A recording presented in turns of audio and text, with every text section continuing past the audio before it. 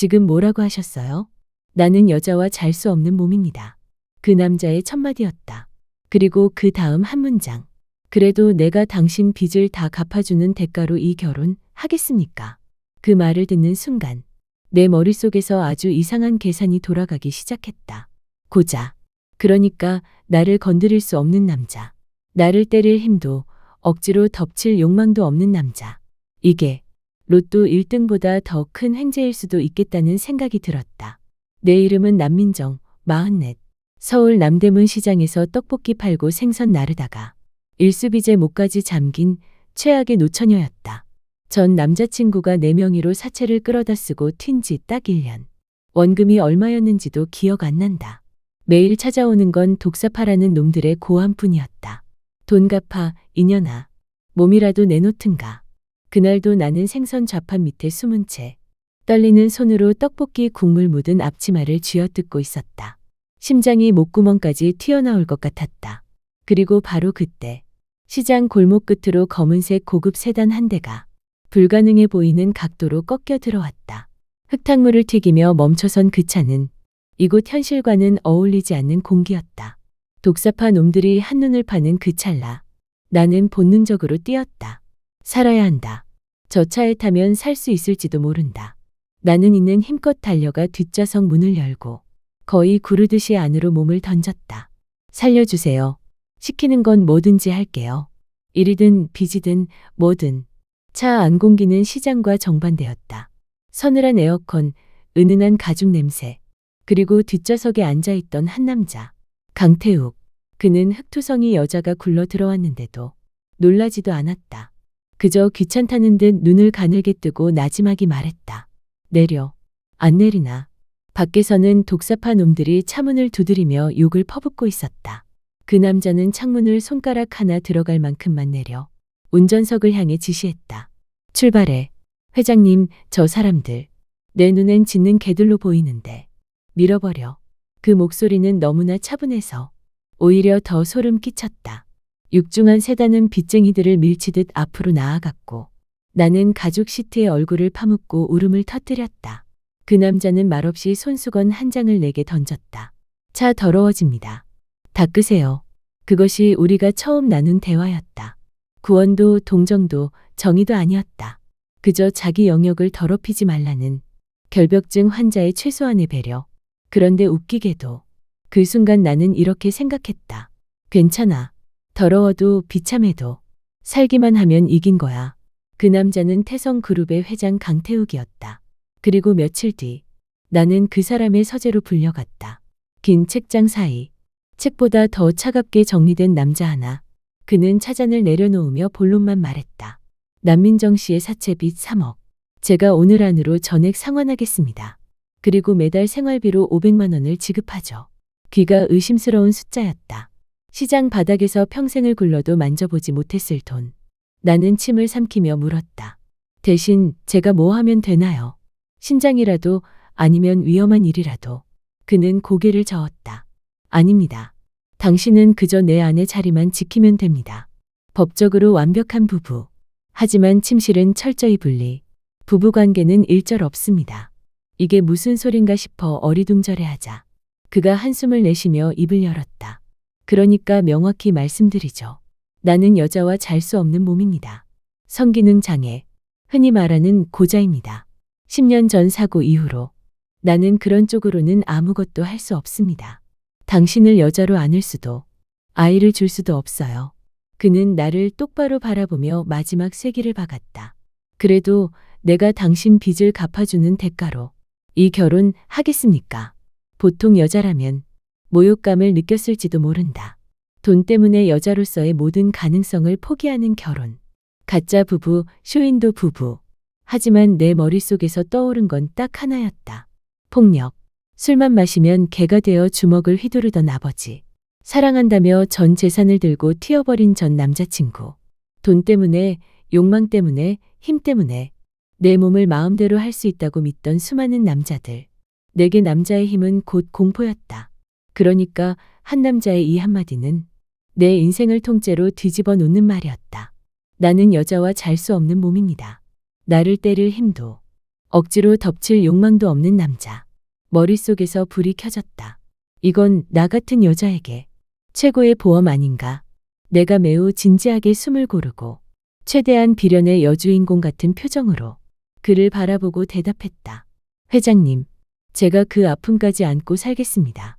진심의 30%, 빚 갚고 살겠다는 현실 감각 70%, 그리고 아주 조금, 로또 맞은 사람만이 느낀다는 그 짜릿한 환희. 결혼식은 없었다.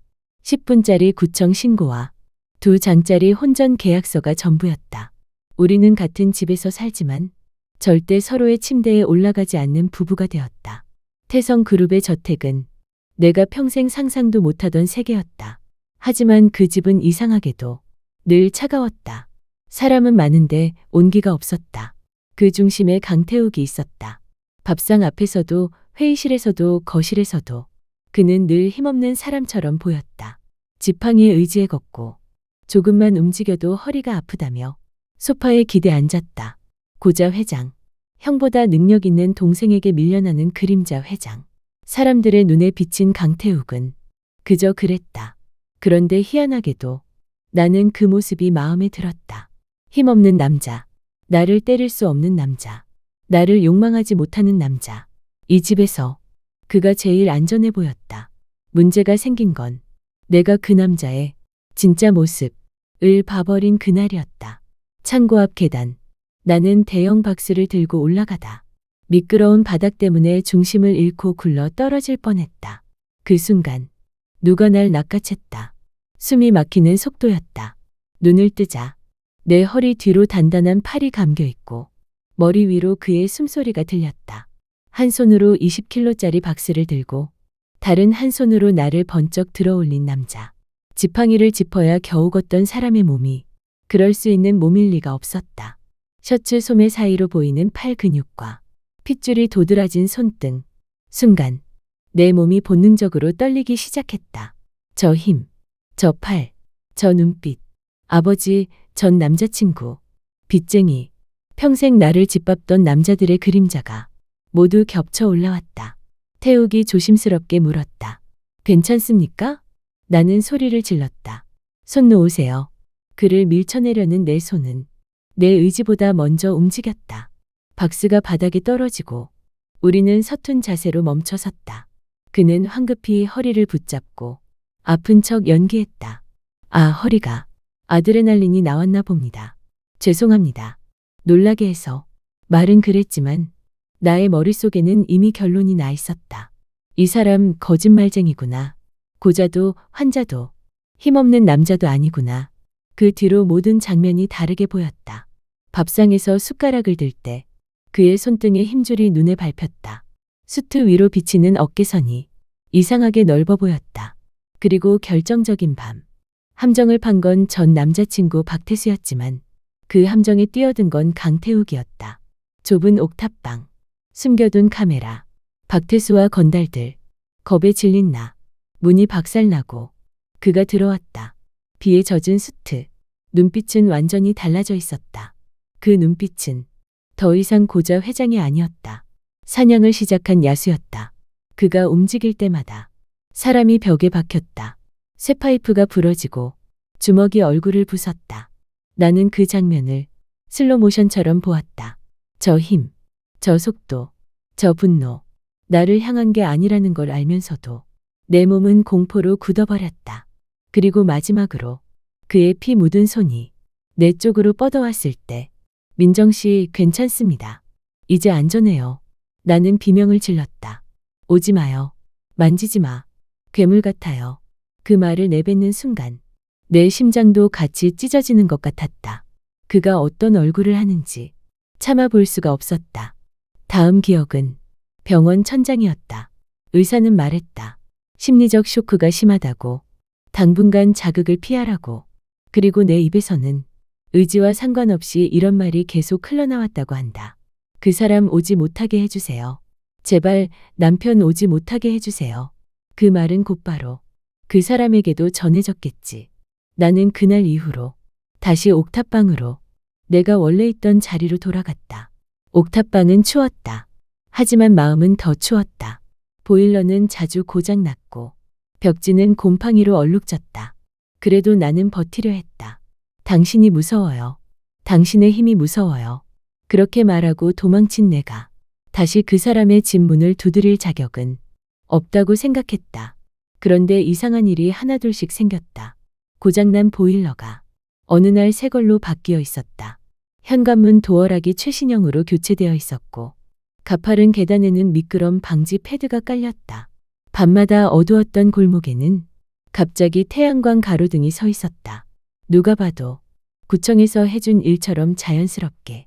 하지만 나는 알았다. 이 동네 구청이 이렇게 일을 잘할 리 없다는 걸. 그리고 어느 날 문 앞에 놓인 종이 가방 하나가 결정적인 증거가 됐다. 귤처럼 작은 글씨로 적힌 메모 한 장. 밥 거르지 마요. 미안합니다. 그 사람 글씨였다. 그는 나타나지 않았다.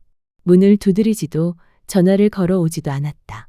다만 내가 모르는 사이에 내가 무서워하지 않을 거리에서 계속 나를 지키고 있었다.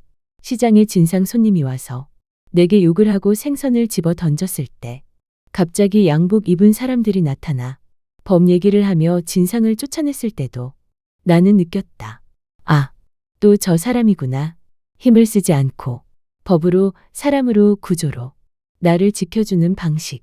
그게 그 남자가 새로 배운 사랑의 언어였다. 비가 내리던 어느 밤 나는 야근을 마치고 골목길을 올라가다가 늘 보이던 검은 세단을 또 보았다. 언제나 그 자리에 서 있다가 내가 보일 때마다 살짝 뒤로 빠지는 차. 오늘은 그냥 지나칠 수가 없었다. 나는 우산을 고쳐지고 그 차 앞으로 걸어갔다.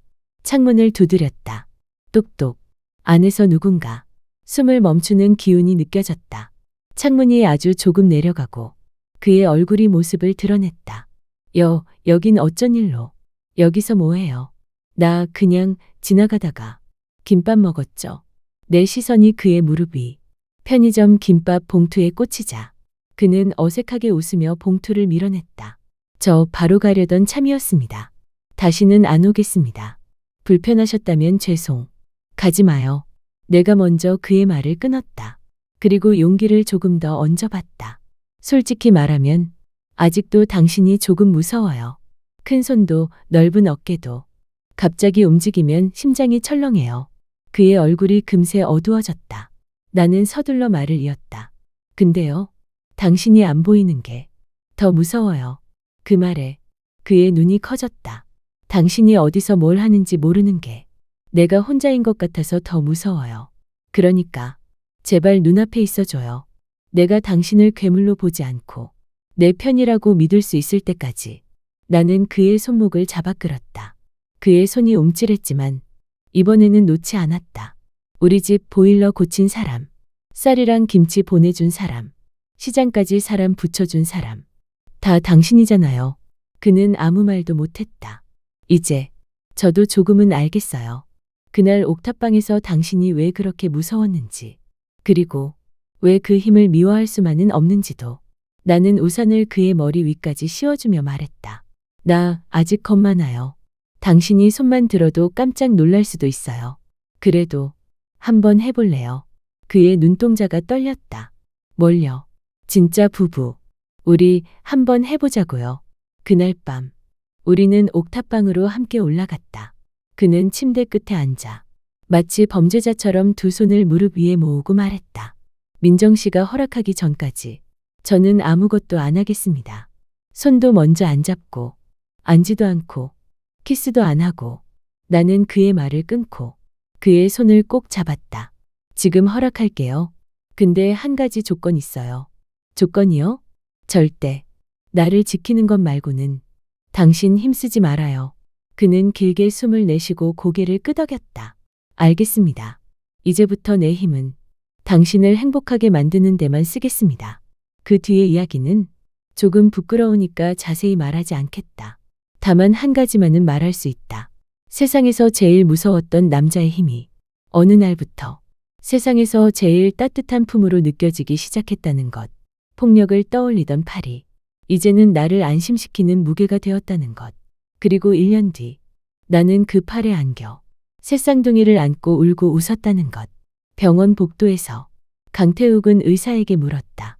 산모는요? 민정이는 괜찮습니까? 의사가 웃으며 말했다.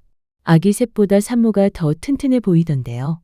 그 말이 너무 웃겨서 나는 분만실에서 웃다가 또 울었다. 당신 힘, 이제는 안 무서워요. 내가 그렇게 말했을 때 강태욱은 조금 울었다. 물론 안 우는 척했지만 나는 다 봤다. 사람들은 묻는다. 어떻게 빚쟁이에 쫓기던 시장 아줌마가 재벌가 사모님이 되었냐고. 인생 역전 비결이 뭐냐고. 솔직히 말하면 팔자 한번 제대로 꼬였다가 되돌아온 것뿐이다. 운 좋게 돈 많은 남자 만난 게 아니라 운 좋게 나를 위해 약해져 줄 줄 아는 남자를 만난 거다.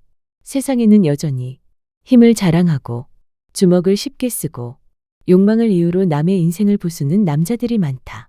하지만 그런 힘보다 더 강한 힘이 있다는 걸 이제는 안다. 자기 힘을 숨기고 상대의 속도에 맞춰 걸어주는 힘, 밀어붙이지 않고 기다려주는 힘, 위협이 아니라 안전이 되는 힘. 그런 힘을 가진 남자는 세상에서 제일 안전한 괴물이다. 나는 그런 괴물과 산다.